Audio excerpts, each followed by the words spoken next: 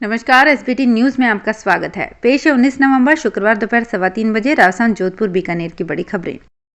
प्रधानमंत्री ने शुक्रवार सुबह देश के नाम संबोधन में ऐलान किया कि केंद्र सरकार तीनों कृषि कानूनों को वापस लेगी।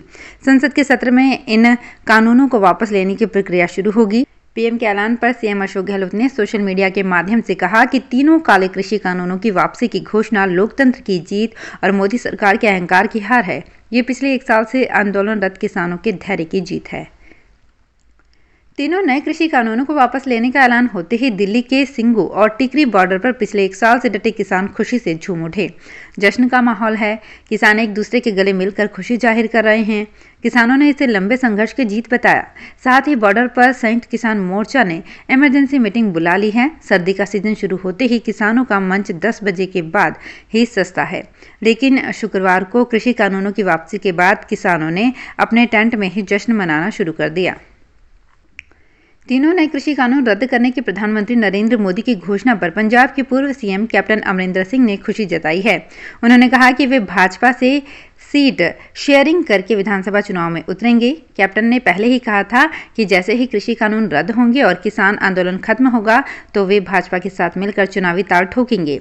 अब ये बात भी तय हो गई है कि सूबे में 3.5 महीने बाद होने वाले चुनाव कैप्टन भाजपा के साथ मिलकर ही लड़ेंगे। आधार कार्ड को मतदाता पहचान पत्र यानी वोटर आईडी से जोड़ने को लेकर जल्द ही अहम फैसला किया जा सकता है। इसको लेकर अगले हफ्ते संसद की एक स्थायी समिति की बैठक होने वाली है। कहा जा रहा है कि भाजपा के राज्यसभा सदस्य सुशील कुमार मोदी की अध्यक्षता वाली कार्मिक, लोक शिकायत, कानून और न्याय संबंधी स्थायी समिति की 25 नवंबर को बैठक होने वाली है। इस अहम बैठक में चुनाव सुधार से जुड़े कई और मुद्दों पर चर्चा हो सकती है। बहुत जल्द ही ट्रेनों में नॉनवेज खाने में और साथ ले जाने में मनाही होगी। ये नियम देश भर की उन सभी ट्रेनों में लागू होगा जो धार्मिक स्थलों को जाती हैं। भारतीय रेलवे ने इसकी प्रक्रिया शुरू कर दी है। यह नियम एक साथ लागू न करके एक एक करके धार्मिक स्थल को जाने वाली सभी ट्रेनों में लागू किया जाएगा। इन ट्रेनों को सात्विक ट्रेनों का सर्टिफिकेट दिया जाएगा। इसके लिए Indian railway catering and tourism corporation ने सात्विक काउंसिल ऑफ इंडिया से समझौता किया है। काउंसिल इन ट्रेनों को सर्टिफिकेट देगा जिसके बाद ट्रेनें सात्विक होंगी। सूर्य उपासना के महीने कार्तिक मास के अंतिम स्नान पर्व कार्तिक पूर्णिमा पर शुक्रवार को हरिद्वार के हर की पौड़ी और संगम नगरी प्रयागराज में गंगा, यमुना और अदृश्य सरस्वती की त्रिवेणी और बलुआ घाट में आस्था की एक डुबकी लगाने के लिए श्रद्धालुओं का सैलाब उमड़ पड़ा है। दूर दूर से आए हजारों श्रद्धालु कालिंदी की धारा में डुबकी लगाने के बाद सूर्य को अर्घ्य दे रहे हैं और भगवान कार्तिकेय की पूजा अर्चना कर साल भर अपने परिवार के निरोग रहने की कामना कर रहे हैं। देश की पहली महिला प्रधानमंत्री स्वर्गीय इंदिरा गांधी की जयंती शुक्रवार को श्रद्धापूर्वक मनाई गई। इस अवसर पर कांग्रेस की तरफ से उन्हें श्रद्धांजलि अर्पित की गई। शहर जिला कांग्रेस कमेटी के तत्वाधान में एमजीएच रोड स्थित कांग्रेस कार्यालय में उन्हें श्रद्धापूर्वक पुष्पांजलि अर्पित की गई। शहर जिला कांग्रेस कमेटी के निवर्तमान महासचिव आनंद सिंह चौहान ने बताया कि इस मौके पर निवर्तमान शहर विधायक मनीषा पंवार, उत्तर नगर निगम के महापौर कुंती परिहार, शहर जिला अध्यक्ष सईद अंसारी आदि उपस्थित रहे। राजस्थान में दीपावली के बाद कोरोना के बढ़ते मामलों ने सरकार की टेंशन बढ़ा दी है। जयपुर सहित कई जिलों में कोरोना के नए मरीज सामने आए हैं। वहीं गुरुवार को भी प्रदेश में 18 नए मरीज सामने आए, जिससे अब प्रदेश में कुल एक्टिव मरीजों की संख्या 95 हो गई है। दीपावली से पहले ये संख्या 50 से कम थी। इधर कोरोना के बढ़ते मामलों से चिंतित मुख्यमंत्री अशोक गहलोत ने आज अपने निवास पर कोरोना समीक्षा की आपात बैठक ली। इसके बाद छूट के दायरे पर सख्ती हो सकती है। देश में पहाड़ी इलाकों में हो रही बर्फबारी ने पश्चिमी राजस्थान में सर्दी बढ़ा दी है। सर्दी का असर यहां पूरे मारवाड़ में नजर आ रहा है। इसके साथ ही जोधपुर में मावठ का दौर शुरू होने वाला है। जोधपुर में आज इस सर्दी की पहली मावठ हो सकती है। यहां आसमान पर बादलों की आवाजाही शुरू हो गई है, साथ ही सर्दी भी बढ़ गई है।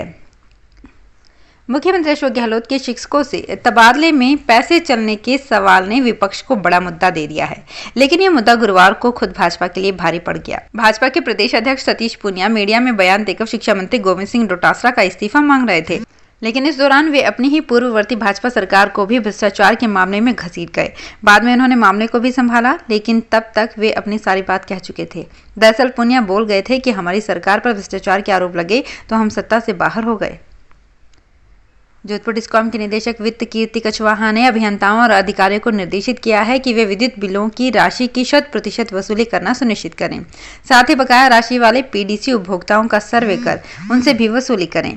कछवाहा पाली अधीक्षण अभियंता कार्यालय में जिले के सभी अधिशासी अभियंता, सहायक अभियंता एवं सहायक राजस्व अधिकारियों की बैठक में राजस्व वसूली विद्युत छीजत की समीक्षा कर रही थी। कृषि कानूनों की वापसी को लेकर राजस्थान के शिक्षा मंत्री गोविंद सिंह डोटासरा ने भी अपनी प्रतिक्रिया दी है।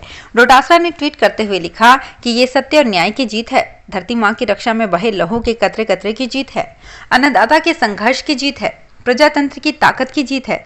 इन कानूनों के विरोध में कांग्रेस पार्टी राहुल गांधी जी के नेतृत्व में किसानों के साथ मजबूती से खड़ी रही और परिणाम स्वरूप अन्नदाता की जीत हुई। पीएफएमएस व प्रबंधन पोर्टल पर व्यय और अन्य मॉड्यूल अपडेशन के संबंध में गुरुवार को शिक्षा विभाग की ओर से संभाग स्तरीय आमुखीकरण कार्यशाला का वेटरनरी ऑडिटोरियम में आयोजन हुआ। कार्यशाला का आयोजन 2 चरणों में हुआ। पहले चरण में बीकानेर, हनुमानगढ़, श्रीगंगानगर तथा दोपहर बाद चूरू, सीकर व झुंझुनू में समग्र शिक्षा के एडीपीसी, एपीसी, आरपी और लेख कर्मी ने भाग लिया।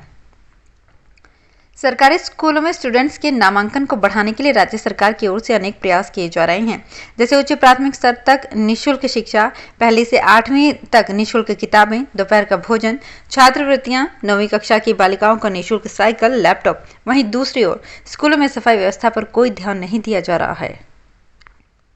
इलाहाबाद हाईकोर्ट ने लिव इन रिलेशनशिप में रह रही 2 लड़कियों की सुरक्षा की मांग में दाखिल याचिका पर अहम फैसला सुनाया है। हाईकोर्ट ने लिव इन रिलेशनशिप में रह रही समलैंगिक लड़कियों को पुलिस सुरक्षा देने का निर्देश दिया है। कोर्ट ने कहा कि वो लिव इन रिलेशनशिप के खिलाफ नहीं है।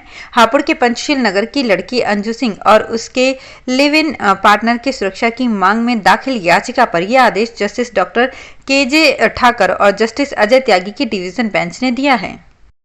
तो फिलहाल इस बुलेटिन में इतना ही। फिर हाजिर होंगे कुछ और बड़ी खबरों के साथ। SBT न्यूज के और भी वीडियोस को देखने के लिए हमारे चैनल को सब्सक्राइब करें और नोटिफिकेशन पाने के लिए बेल आइकन को प्रेस करें।